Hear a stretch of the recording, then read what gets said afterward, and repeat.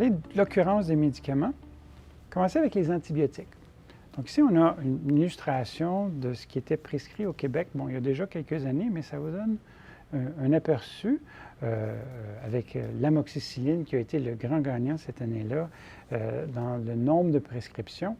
Et ici, si vous regardez bien, c'est qu'on parle d'environ 750 000 prescriptions au Québec pendant l'année. Donc ça, c'est 750 000 fois que quelqu'un est allé à la pharmacie remplir une prescription. Et donc, tu sais, c'est quand même un volume non négligeable. Et donc, ça, c'est un antibiotique. Et là, ici, il y a toute une série d'antibiotiques différents. Donc, on nous donne une idée de ce qui est le plus consommé. Donc, quand on va essayer de voir ce qui se ramasse dans l'environnement, bien, on se fie à ce genre de liste de consommation. Ça nous donne une idée de qu'est-ce qui est le plus vendu.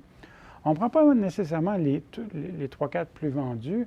On va y aller aussi avec une variation sur les différents types de molécules, leurs différentes propriétés physico-chimiques, pour être capable d'avoir une meilleure compréhension de ce qui se passe dans l'environnement en fonction du type de molécule. Et donc, ça nous donne une idée de ce qu'on peut retrouver. Et ici, j'illustre un petit peu ce qu'on voit ou ce qu'on a vu à la station d'épuration de la Ville de Montréal.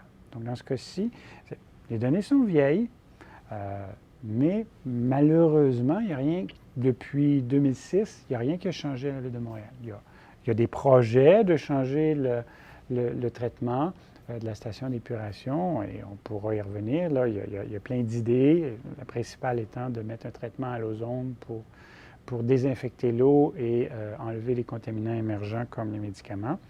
Pour le moment, il n'y en a pas. Donc, ce qu'on voit ici, c'est, vous voyez les fluents nord et sud là, en Lavande et Bourgogne, là, qui représentent l'eau qui arrive à la station. Donc ça, c'est de l'eau d'égout, c'est l'eau qui arrive à la station d'épuration, et donc c'est les concentrations d'antibiotiques là, qui vont entre 25 et 250 selon la nature. Là. Il y a sulfaméthoxazole, triméthoprim, clarithromycine, azithromycine qui sont présents dans l'eau usée qui arrive à la station. Et en beige, on a les concentrations dans l'eau après le traitement. Donc, une fois que le traitement a fonctionné pour enlever les contaminants, bien, le beige, c'est ce qui ressort. Et donc, c'est clair que si vous regardez ça puis vous avez l'impression que ça ne fonctionne pas très bien, bien, vous n'êtes pas complètement dans le tort. On voit que, grosso modo, il y a très peu d'enlèvements, mais c'est simplement parce que le système de traitement de la Ville de Montréal pour la station d'épuration est vraiment focalisé sur un enlèvement de la matière organique, contrôler la matière organique, contrôler le phosphore. Ça fonctionne bien pour ce pourquoi ça a été conçu. Ils font les contrôles puis ils vérifient que leurs performances sont bonnes et sont correctes là, pour la matière organique qui est vraiment les solides. Et donc, la matière organique solide qui va être retenue, ça va. Et ce qui est dans le phosphore qui est dans l'eau, ça, c'est contrôlé. Les médicaments, comme les antibiotiques, molécules polaires, ils ont très peu d'affinité pour le processus et donc ça passe à travers le traitement un petit peu comme s'il y avait à peu près rien dans cet environnement-là. On peut comparer avec les résultats pour gramme B. On voit que dans ce cas-ci, il y a des changements un petit peu différents. La grosse différence, c'est que gramme B a des bassins et donc là, le traitement est assez différent. Donc, c'est des bassins avec des temps de rétention de peut-être 2 jours. Et donc, dans cette période-là, il y a beaucoup plus de biodégradation qui est possible parce que l'eau reste dans ces bassins-là et donc elle finit par être affectée par les micro-organismes, parce qu'il y a un petit peu plus de temps. Il y a du temps pour que la dégradation se fasse, alors qu'à Montréal, c'est tellement gros que ça va transiter, ça va passer au travers à l'intérieur d'à peu près 90 minutes. Et si on regarde les volumes, là, rappelons-nous, là, la station d'épuration de la Ville de Montréal est à peu près l'équivalent d'1 stade olympique par jour. S'il peut un petit peu plus, ça va monter à 2 ou 3 et forcément que quand on est rendu là, bien, le réseau déborde. Et c'est pas, il faut bien comprendre quand ça déborde, c'est c'est pas une voie de contournement à la station d'épuration, c'est tout le réseau tout le long de l'île où, quand il y a trop d'eau d'égout, ça déborde dans la rivière des Prairies ou dans le fleuve directement.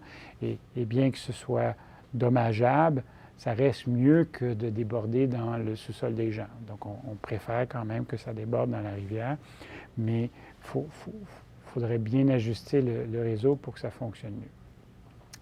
Si on regarde l'efficacité de la station d'épuration, donc vous avez des taux d'enlèvement. Là, on voyait un petit peu dans les figures tantôt, là on voit les taux qu'on a calculés. Et donc c'est de l'ordre de rien du tout jusqu'à peu près 30 %. Il y a même des cas où ça avait l'air négatif, donc la station ne génère pas. C'est quand même un petit peu d'erreur analytique entre le moment où on va échantillonner dans notre station pour bien mesurer ça. Et donc là, on a des taux d'enlèvement qui sont minimes. Et quand on multiplie la concentration de l'antibiotique dans l'eau usée qui est rejetée, ou dans les effluents qui sont rejetés dans le fleuve dans ce cas-ci, fois le débit de l'eau, et gardez en tête que Montréal a une des plus grosses stations d'épuration au monde. On n'a pas la plus grosse ville, mais toute l'île de Montréal dépend d'une station d'épuration et donc elle est gigantesque. La plupart des grandes villes vont redistribuer leur traitement d'eau usée dans plusieurs stations. Nous, on n'a fait qu'une seule. Et bon, on se souviendra, ça cause des soucis s'il faut faire des réparations sur un canal, un conduit principal qui va à la station. On est obligé de dévier ça dans le fleuve et ça fait les nouvelles quand on fait ça. Donc, les calculs ici, vous avez les calculs de flot massique, donc la quantité d'antibiotiques qui est rejeté dans le fleuve par jour. Et quand ces travaux-là avaient fait les nouvelles, les journalistes avaient mis comme grosse nouvelle que c'était 1 tonne d'antibiotiques rejetés dans le fleuve annuellement. Le premier réflexe, c'est de dire, bon, ils exagèrent, les journalistes ont tendance à être sensationnalistes. Mais dans ce cas-ci, c'est pas faux. Si vous faites le calcul, on fait l'addition des antibiotiques qui sont dans la liste et on n'a pas tout mesuré. Et dans ce cas-ci, on n'avait pas mesuré de sous-produits ou de métabolites. On arrive à 3 kilos ou à peu près par jour. Et donc, si on multiplie ça par 365 jours par année, on arrive autour de la tonne. Donc, la Ville de Montréal rejette à peu près 1 tonne de molécules d'antibiotiques dans le fleuve, bon an, mal an. Et là, il faut bien comprendre, ce n'est pas 1 tonne de pilules puis de comprimés, c'est 1 tonne de molécules actives, de ce qui reste, qui est encore actif, puis qui a transité à travers l'urine, l'eau d'égout, la station, et qui est rejeté directement dans le fleuve. Et donc, oui, quand on regarde les concentrations, c'est des petites concentrations. Par contre, là, on est vraiment avec des niveaux au total qui se rendent à 1 tonne. Donc, on n'est quand même pas dans des concentrations ou des volumes négligeables. Et les niveaux sont suffisants pour générer la résistance aux antibiotiques. Et donc là, un des points majeurs ou inquiétants en suspens, c'est dans quelle mesure ces rejets d'antibiotiques-là contribuent à la résistance aux antibiotiques. Et bon, c'est clair que la contribution ici est de la résistance aux antibiotiques dans le fleuve, donc dans le cours d'eau, dans un environnement où il n'y a pas les humains sont moins exposés. Donc, on ne peut pas faire de lien direct entre le développement de la résistance aux antibiotiques au niveau environnement de la rivière et ce qu'on voit dans nos hôpitaux. Mais les micro-organismes ont la tendance à partager toutes sortes de gènes et à partager la résistance. C'est quelque chose qui est bien partagé. Donc, ce n'est pas nécessairement une bonne idée de développer la résistance dans l'environnement si on veut essayer d'éviter les problèmes dans les hôpitaux. Et c'est un problème grandissant et majeur. Et un des gros soucis avec les médicaments et les problèmes de contaminants émergents, c'est la résistance antibiotique parce qu'éventuellement, si on a une infection qui pourrait être bénigne si elle était traitée avec un antibiotique puis qu'il n'y a plus d'antibiotiques qui fonctionnent, là, on retourne à de la médecine du Moyen Âge où on va soigner le patient jusqu'à ce que le patient trouve, on espère, une façon de battre l'infection.